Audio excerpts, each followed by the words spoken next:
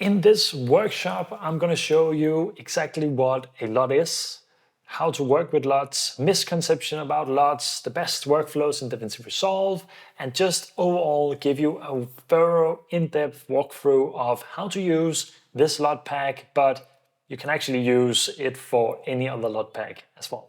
So if you're watching this on my landing page, you're watching the first bit, and the rest of the full workshop is included inside of the LUT pack as well.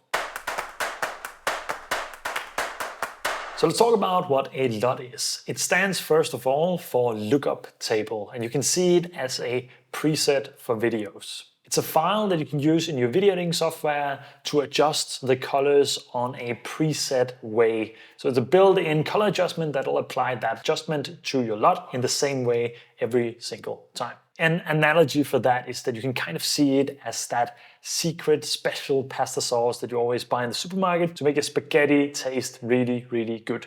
Now, in this analogy, it works pretty well with the pasta sauce because while you can see all the ingredients on a pasta sauce, you might not be able to recreate it yourself. Or if you go to a restaurant and you get a really nice pasta sauce, you can see that it just says pasta sauce and they make it amazing every single time you go to that restaurant, but you don't know how to make it that good yourself. So you know it's a pasta sauce, but you don't know what ingredients they're using or the process of making it so that it tastes so good every single time. And while you can get a lot of different flavors and styles of pasta sauces, you can also make them yourself, of course. That translates pretty well into LUTs. So you can see your video as your pasta dish and the secret sauce you put on top to make it look nice or taste nice in the case of this analogy. So a LUT is this pasta sauce that you unfortunately cannot see into. You can just see that it says pasta sauce, but you don't know what ingredients are in there, but you can see that it definitely does something for your footage.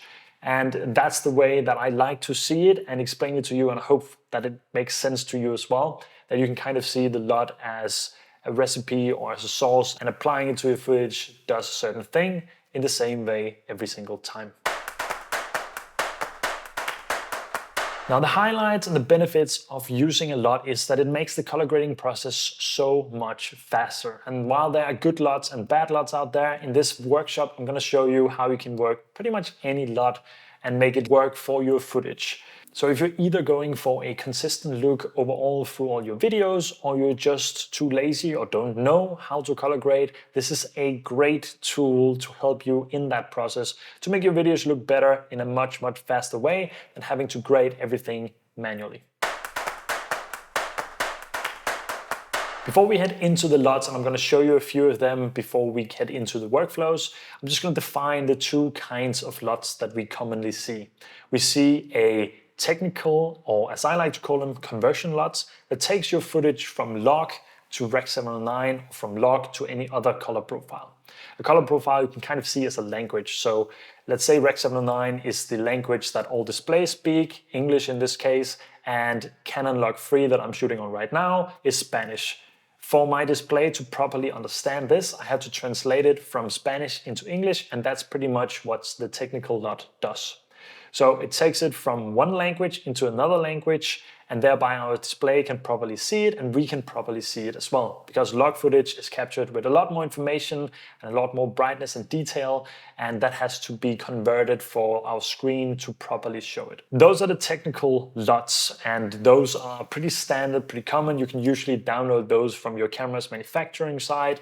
Sony, Canon, Fuji, whatever it might be. Usually there is a conversion LUT to take it from whatever log profile you've shot in into Rec 709 or into another color profile afterwards. Rec 709 Gamma 2.4 is the standard delivery, so that's what I'm working with. Those are the ones that are included inside of this LUT pack as well. Then we have creative LUTs, and those are the LUTs that change how your footage looks and takes it from looking maybe a little bit less contrasty to very contrasty, or from one kind of green to another kind of green. It's the secret ingredients in that pasta sauce that is boiled in and makes it look very nice and delicious afterwards. So the creative LUTs can be built in many, many different ways, and that's why you sometimes see good or bad LUTs. And you often see people also say that you have to turn down the intensity because they were made to be stronger. Now, this is usually not too smart, because sometimes the creative LUT and the technical LUT, it's actually blended together, and that means that you have the conversion and the color adjustment inside one LUT. That's how a lot of LUT builders or creators end up exporting them, because that's the easiest way to apply them. But if you then lower the intensity and it's also converting into Rec. 709, you're not going to have the true proper language translation for your display to show afterwards. So it's not ideal to do it. I'll show you how to work around with LUTs and not go that direction. But in this LUT pack, we have the conversion LUTs and we have the other LUTs separate. So we have creative LUTs for themselves, and we have different folders that we'll go through in a second, where you can see what kind of LUTs we have in there, and there's more coming all the time as I develop new ones, try new styles, and I add them to the LUT pack as well. Now, if you're not shooting in log, don't worry, you can still use these LUTs if you've just shot in Rec. 709 or the normal color profile that you also have, so don't worry about that. And that's also why I haven't included the conversion inside the creative LUTs, both because I don't want you to turn the intensity down of the conversion itself, but also because that makes them more diverse and makes it easier to use them across all kinds of footage, whether you shoot in log or you're just starting out and maybe shooting in a normal color profile. Okay, let's take a look at what you find inside the LUT pack. First up, we have the folder with conversion LUTs, and there are some for Canon, some for DJI, one for DJI, and a few for Sony. Now, if you need any other conversion LUTs in here and you're not downloading themselves from your camera manufacturer, just let me know. Send me a clip, tell me what color profile it is, and I'll create one, include it in the pack for free, no doubt about it.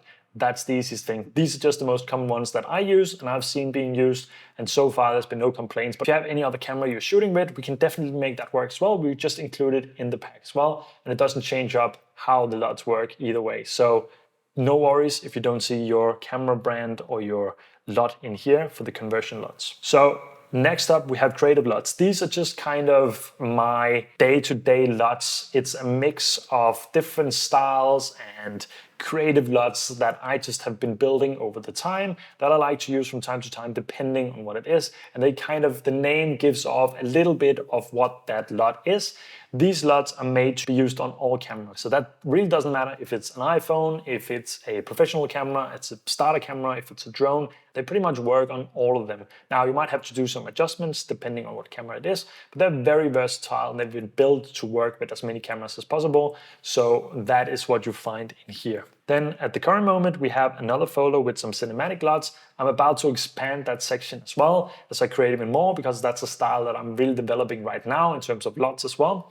So right now we have 2 LUTs in here, but there will definitely be more in the future as well. And then lastly, we have the Sky LUTs that are meant to be used for drones. We have D-Log versions and non-log versions. So here I'm actually including LUTs, as I talked about before, that are also converting from log to Rec. 709, as well as doing the adjustments. Those are the ones in the D-Log folder, and the non-log ones are just to be used for if you have a Mini 2 and you don't shoot in log or something like that. But you can use them however you want, and the other LUTs that include in this also works on drone shots, as you'll see in a second.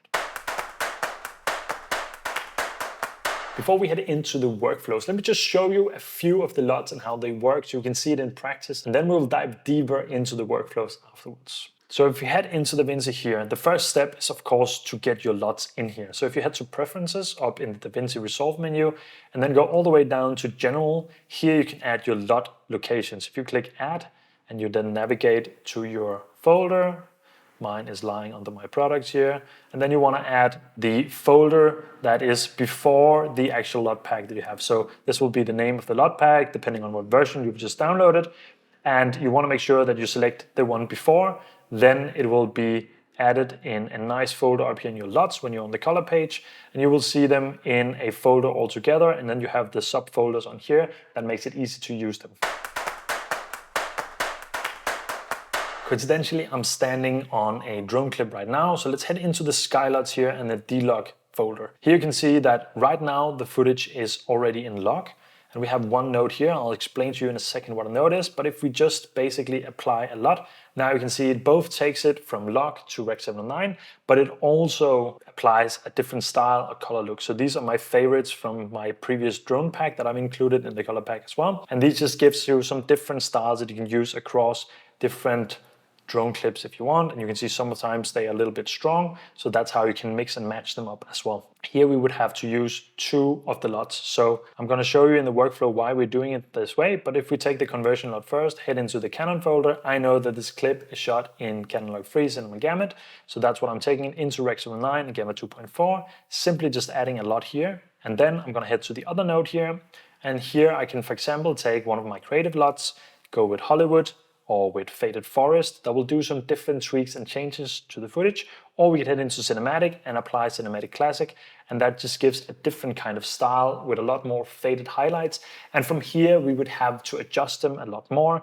If we do a few more examples, we can head into this one, we just copy the grade here, you can see this pretty much looks good as well on these. If we do some different styles here, now you will see a lot of contrast between going from the cinematic to the creative LUTs. There's a difference there. But overall, we just have some nice different styles that we can work with, and then we can adjust the exposure and other things from there.